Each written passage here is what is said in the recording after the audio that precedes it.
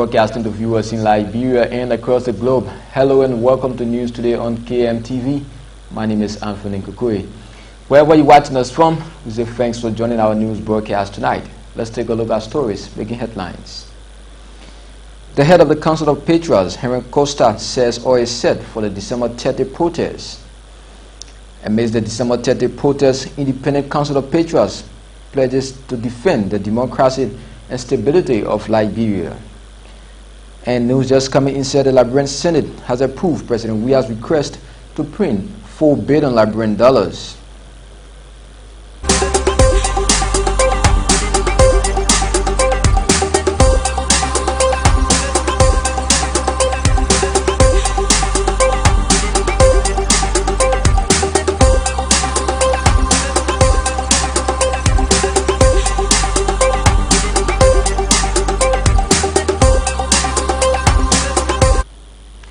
Welcome once again to KMTV News. We begin with this development where the chairman of the Council of Patriarchs, Henry Costa, has disclosed that all is set and ready to stage the December 30 protest.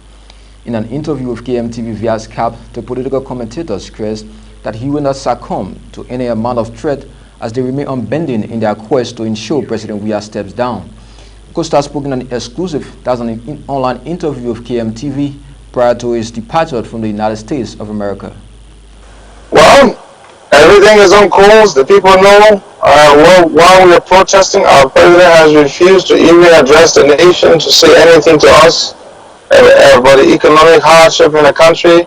This protest is not political, it's entirely economical. We're tired of the suffering in the country and the president's failure to address the situation. And we feel that if this president continues in power, the hardship will increase and our people's living conditions will worsen. So that is our reason for organizing this protest. I have never once said that I would not come to Liberia. It is my detractors who have been wishing that I would not come, but I am coming. I will be home. I know that there are threats to my life. I know people have threatened my life. I have heard of plans to do terrible things to me. As a human being, I'm very concerned, but I would not allow myself to be consumed by fear and cowardice. So I'm coming home, and I'm a faithful person. I believe in God, and I know that God will protect me, and He will watch over my life. There is no way the protest would turn bad unless the government gets involved. You know, security forces or anti-peace elements loyal to the regime, stage a provocation or cause a provocation. June 7 was the most peaceful protest in the history of the country. Nobody can take away from that. If we, the Liberian people, were able to organize such a protest that passed off very peaceably, we attracted the commendation of the international community. I'm pretty sure December 30 will be just as peaceful. Meanwhile, the Independent Council of Patriarchs has pledged to defend the democracy and stability of the country. According to the head of the group, Rufus Neville, their advocacy is not about defending the government, but rather to ensure the right thing is done in the interest of the masses. He spoke to newsmen when they gathered in the Doe community on Wednesday. Violence is not the way forward. We are not here to defend government. We are here to defend the democracy and stability of our country. No. We are not here to say everything in Liberia is milk and honey. No. I too have been criticizing the government on some issues. We too have some problem with the government. Our disagreement is with the methodology, I'm sorry. Our disagreement is with the approach. So you get me clearer. Our disagreement is with the approach. There are two ways the Constitution provides to change a president, right? One by election and two by impeachment. Exactly. You have your lawmakers in the house. If you feel there are impeachable offenses committed by the government officials, follow the law. The approach announced on December 30th is an announcement of war, and we don't want war. That's why we are here. It doesn't mean that the government should not work hard. No. Like I said earlier, we are not here to defend government. We are here to defend the ordinary people. All the people you see standing here, the government will defend herself. Our struggle is for peace. It's for stability. It's for democracy. no more war. So I'm happy that we are all here today.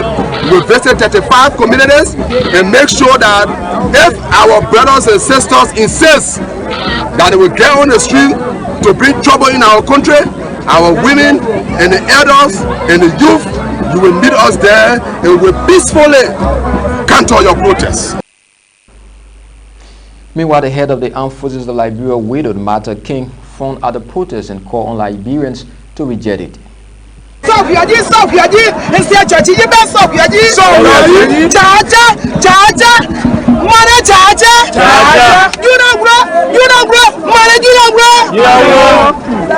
Standing before you all, I'm Martha King, cheerleader for the FR. As I now make us to understand that unto us the child is born and the son is given. Mother has born to deliver us from poverty to success. As far as I believe, I am standing before you all here. I come against protest. I do not want protest. I don't want CA. All of my colleagues and those that are around me, we don't want CA and we will never ever take part in it. We will always stand on his side and be with him until to the end.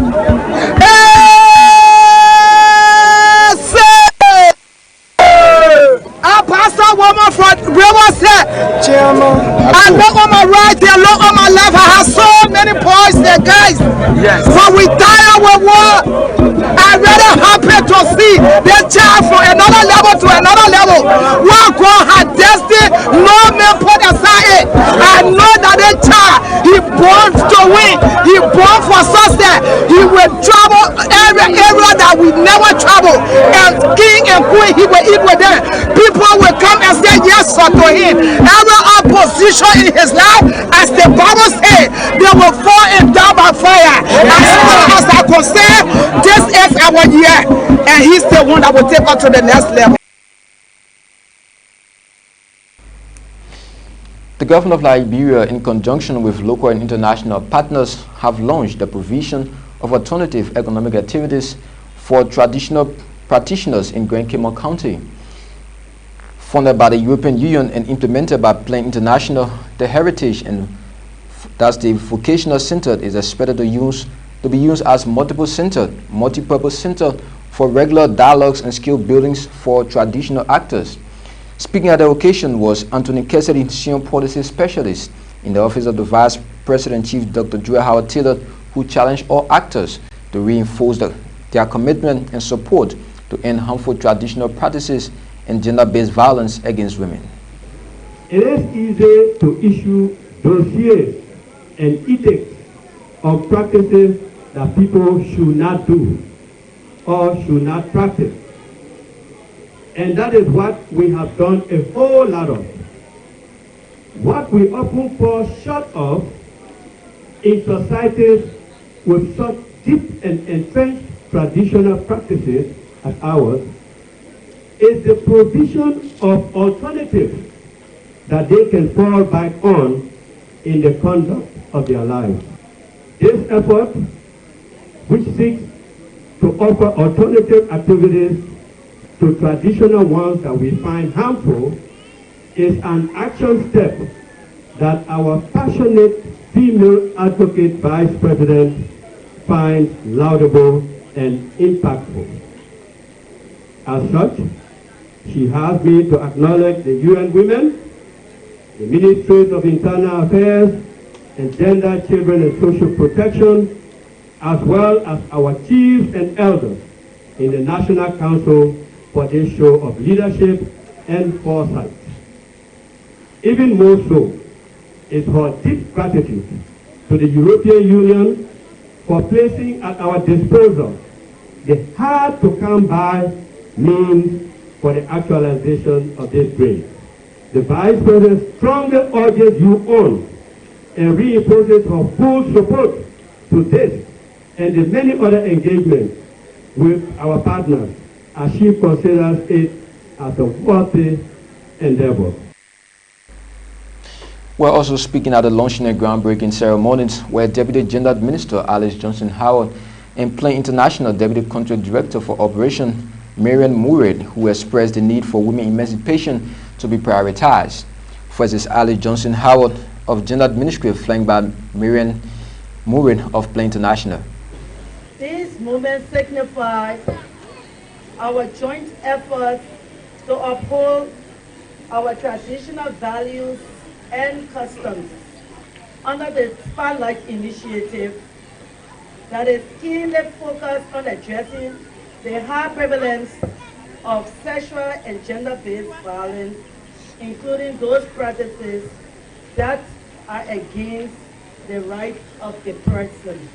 We hope that in the future that this alternative economic activities will be taken to other counties around the country.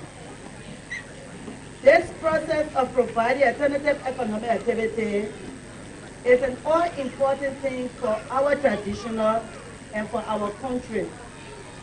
For our traditional practitioners, we believe it is an affirmative action for an advancement of women's economic empowerment. We hope and pray that these activities will focus on more positive aspects of our tradition practice, where our young girls and women will learn positive values and skills conducive as they prepare for womanhood. This launch event of the Alternative Livelihood Initiative for Economic Empowerment of those or traditional leaders is a memorable milestone in the history of our collective commitment to promote and uphold the tenets of gender equality in Liberia. Gender equality is a right, and we all need to fulfill it as the most pressing challenge as development actors.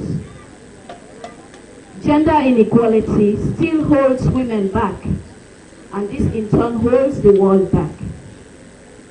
We know that women are directly affected by all the 17 Sustainable Development Goals. This project we are here to launch today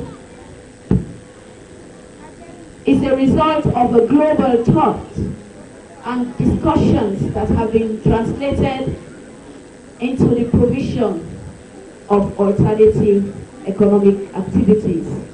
This is about empowerment of women and dealing with the issues that affect them so that we can clear the hindrances that stand in our way as women, and also believe that we can play a very important role in the development of our nations, our communities, our families, and at large. To this development now, despite some of the weaknesses in the health sector of the country, including low doctors to patient ratio, Liberia now has a new surgeon, Dr. Avin Nado. Dr. Doe, along with his team, after hours of teaming up in the medical theater, successfully performed the country's first brain trauma surgery at the government-run John F. Kennedy Medical Center in the country. Medical specialty is limited in the country with over 4 million population, according to the Liberia Medical and Dental Council statistics. Over the years, past and present governments have been training specialized doctors to cater to patients because most Liberians are unable to seek medical treatment abroad. With such news and effort by Dr. Doe, many Liberians, including officials of government, are overwhelmed by the latest in the health sector. On his official Twitter page, Liberian leader George Weah extended profound gratitude to the doctor and his team for the job exceedingly done and said that Liberians are proud of their works. The Liberian Senate has officially confirmed that's approved President George Weah's request to print $4 billion Liberian dollars. The move, among other things, is to help address liquidity challenges as well as the country's economic situation. Here now is Senate Pro Tem Albert Chied speaking to reporters on Capitol Hill.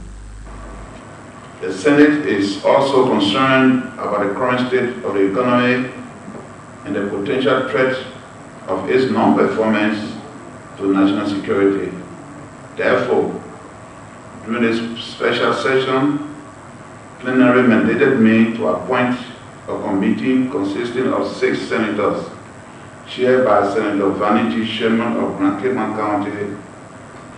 The committee has submitted to plenary a report from which an aid memoir will be derived and presented to the President of Liberia shortly.